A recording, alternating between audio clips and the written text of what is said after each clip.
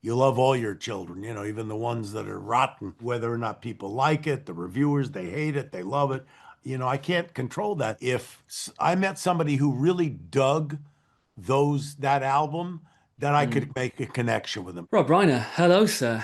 Hi, Uh, Johnny, how are you? I'm very well, mate. I'm very well indeed. Thanks. Now, forgive me if you're a man who feels awkward in the face of compliments, but I'd be remiss not to mention at the start of this that Stand By Me was probably the first film that I discovered and watched on my own. It was the first film that I felt spoke to me as as a kid, and therefore it became not only my favorite film, but possibly the most important movie I'll ever watch. How old were you at the time?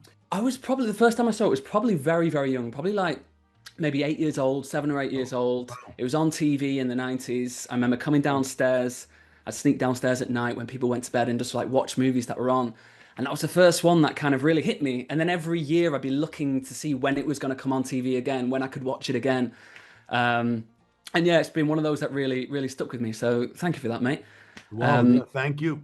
It's an important movie for me too because it was, in a weird way, a coming of age for me as a filmmaker because it was the first time I had made a film that would separate and apart from anything that my father would have done. My mm, father was also in show business and made films, but this is something that was more of an extension of my personality than anything I had done before that. So the fact that you liked it and other people accepted it validated the kinds of things that I wanted to do. Well, I'm glad you feel that validation, mate, because it means I'm sure it means a lot to a lot of people, but it certainly means a lot to me. Latterly, funnily enough, Spinal Tap became the litmus test that I would sort of initiate any new friend or potential partner or anyone in my life, my DVD of that, and then kind of learning that it was the same man behind both was almost like discovering my Buddha in a way. Wow. So not to over egg it, but this is a borderline religious experience for me. Oh, Um, okay. All right.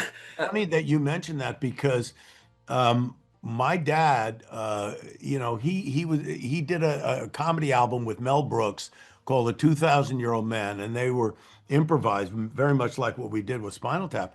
And I could always tell if I met somebody who really dug that album, that I mm. could make a connection with them. So it sounds like you had a similar kind of thing where if you met somebody who dug This Is Spinal Tap, that meant you'd be on the same wavelength. 100%, 100%. I remember for a long time it was a couple of British TV shows called like Peep Show, The Thick of It, a thing called Garth Marenghi's Dark Place, and This is Spinal Tap. And that was the set. And if you got to know me, you'd be sitting down at some point late at night and we'd be watching those and I'd be judging people's kind of reactions to them. So let's talk about kind of quickly go over this legendary run that people talk about, maybe the most varied, incredible run of all of cinema, which included like When Harry Met Sally and A Few Good Men, and obviously Tap and Stand By Me, and the list goes on.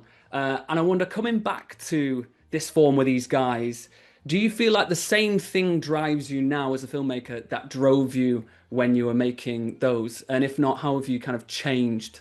I have that same drive. The only thing that is different is I'm much older and I don't have as much energy that I had when I was, in my 30s, but the drive is still there. I mean, I still want to keep telling stories. I still want to do the work that I do. I get tremendous amount of pleasure out of it.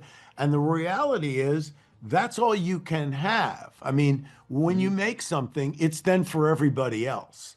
But the making of it is what you have for yourself. So that part of it, I really love and I still love to do.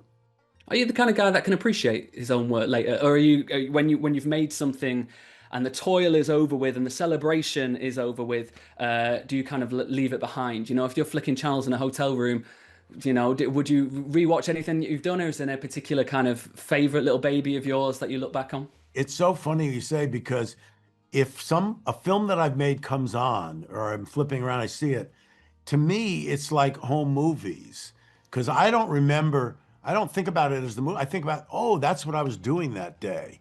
Or, oh, yeah, that person, I remember what I did with him, and those kind of things. To me, it's about the doing.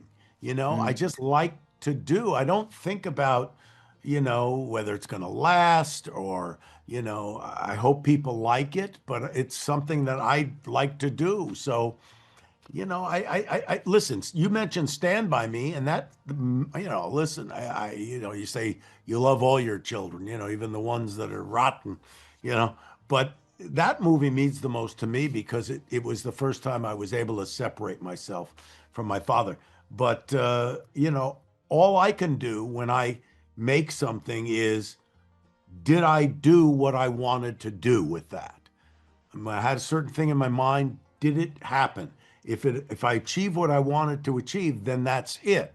Then it's up to whether or not people like it, the reviewers, they hate it, they love it.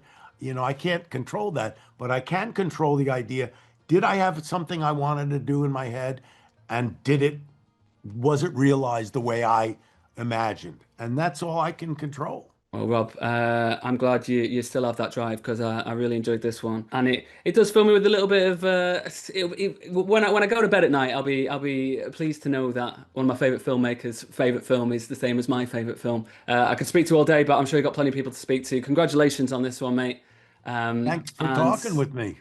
pleasure.